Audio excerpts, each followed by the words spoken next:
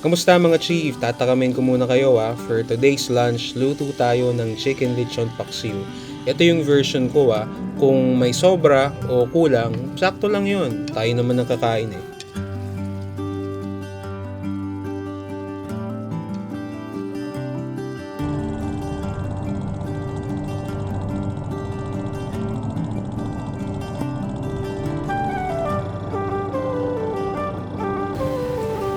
mo lang dito. Nalimutan ko pala magdala ng kutsilyo kaya itong pocket knife lang ang gagamitin natin. Okay.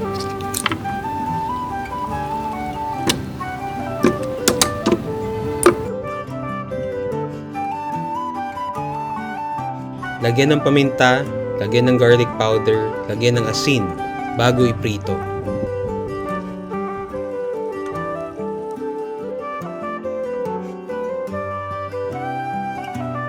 Dahil nakalimutan ko nga yung kutsilyo, gumamit na lang ako ng cheese grater. Igisa kasama ang onion, tapos pag mabango na, isama na yung pinritong chicken.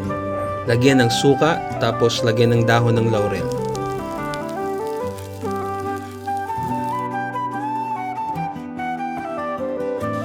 Huwag mahiyang ilagay ang isang bote ng Mang Tomas para mas masarap.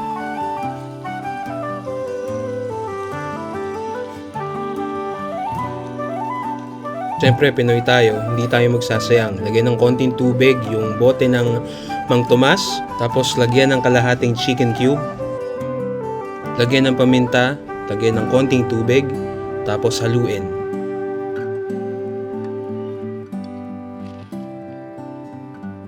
Para maghalo-halo yung lasa, let it simmer for about 10 to 15 minutes.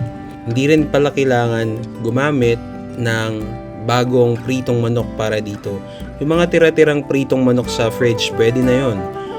Tirang andoks, tirang baliwag, tirang inihaw na manok, pwede yon. Basta iprito nyo lang uli muna bago nyo gamitin.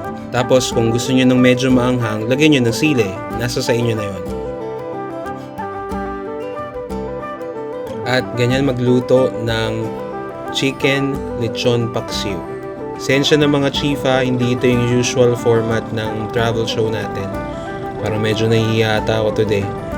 Anyway, thanks for watching. Huwag kakalimutan na tao lang tayong lahat na magkakaiba ang laban, pero araw-araw lumalaban.